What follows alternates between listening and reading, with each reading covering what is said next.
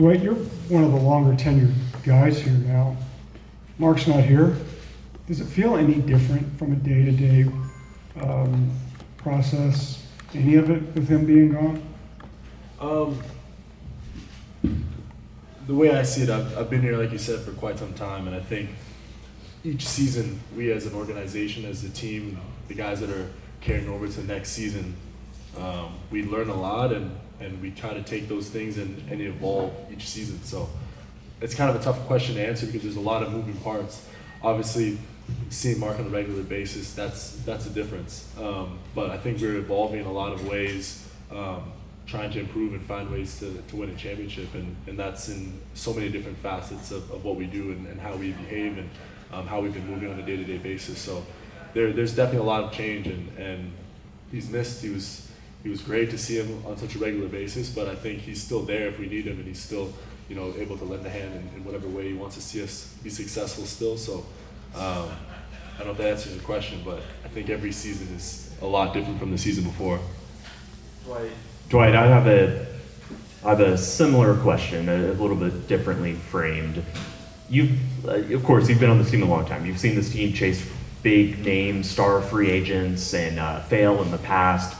This was a team, a franchise that had its identity really built around Dirk and everything that he represented. And then over the last couple of years, Kyrie Irving arrives, and now Klay Thompson is here. So I guess I'm curious what your first reaction was finding out that Klay Thompson was going to be here, and whether it's just what it feels like to see this franchise, changing in those ways that these types of players are, buying in and ready to join and come to Dallas. I was excited for sure. I mean, one of the great shooters of our generation for sure, and one of the great shooters this game has ever seen. So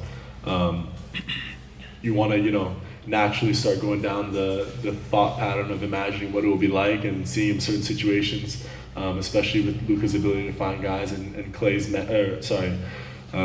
ability to just create so much gravity.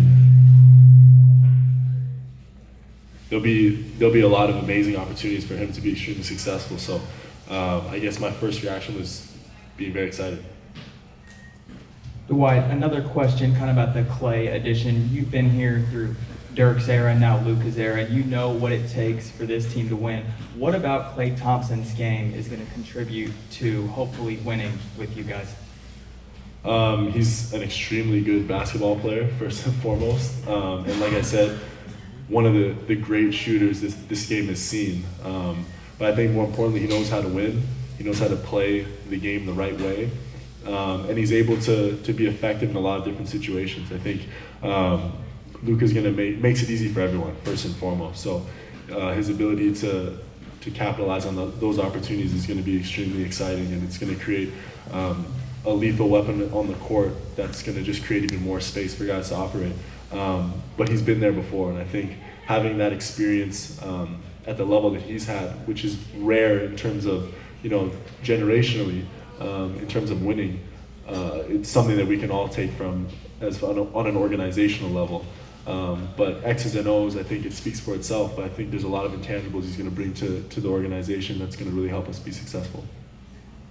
Dwight, your team thought they could win the championship last season. They had that confidence, and by adding Klay, Najee, Quentin, Spencer's back, what does this team have this year that they didn't have last year? Every season is different, you know what I mean? And it's a long road to figure out, how things are going to play out. But I think we're extremely confident with the group we have right now, and I think that confidence is going to continue to grow. Like I heard Kai said, we're very fortunate to have the group that we have day one, so we can kind of, get on the same page from the beginning and figure things out sooner than later and find that rhythm, because it does take time. There's going to be ups and downs, and we're going to have to figure this thing out together. But we're very excited with the group we have and looking forward to this season. Chris Henderson, CNO.com. So obviously, long season last season, championship run. You immediately go to the Olympics. You got a chance to compete for your country. Can you talk about that experience and how was that for you? It was an incredible experience. First and foremost, I think it's it's really an honor to represent your country at any level. But for me, that was a dream of mine to compete in the Olympics. You know, that on that big stage, since I can remember, since I started playing for the national team. So over my tenure with the Canadian national team, there was a lot of missed opportunities, we'll call them, to you know, live out that dream. So to be able to finally get there and in the way we did with the group that we had was extremely special. So yeah, it's definitely a bucket list thing for me in life, as well as sport.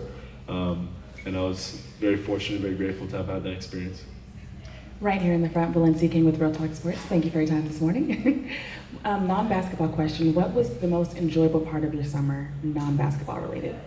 Most enjoyable part of my summer, non-basketball. So we're breaking it down to like 10 days.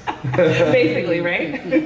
No, I was very fortunate to have some of my close friends able to fly out to Paris to see some of the events and to watch me play, and that was a really cool moment because they were there when that dream started, like at the inception point of that, you know, that future that I had created in my mind. So they saw what went into it. They saw the sacrifices that were made. They made sacrifices for me on my behalf, and they supported me through a lot of ups and downs, and they were there when we did make it. And they were there and understood just what it meant for me to reach that goal. So those few days that we had in Paris after we were done, so we can be non-basketball related, were a really cool time of reflection for me, having kind of accomplished a pretty big goal in my life, not just sport, but in terms of reaching a stage that was not promised at all from when I began. And looking back on some of the things that we had done together as a group of friends, we were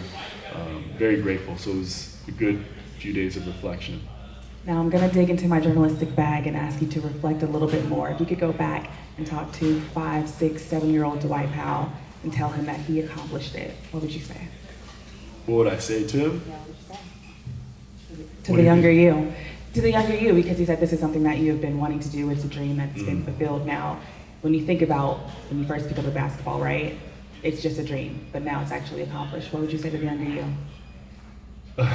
Honest answer? Yeah.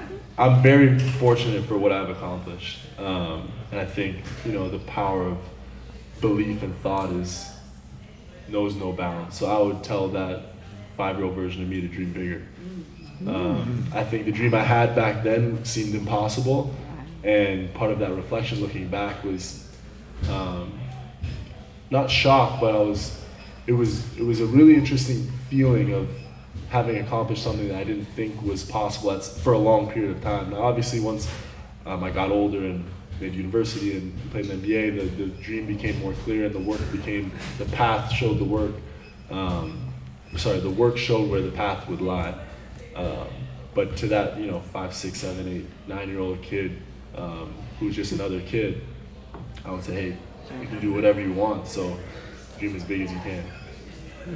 Awesome. We got to let Dwight run. Thanks, Dwight. Appreciate it. Thank you.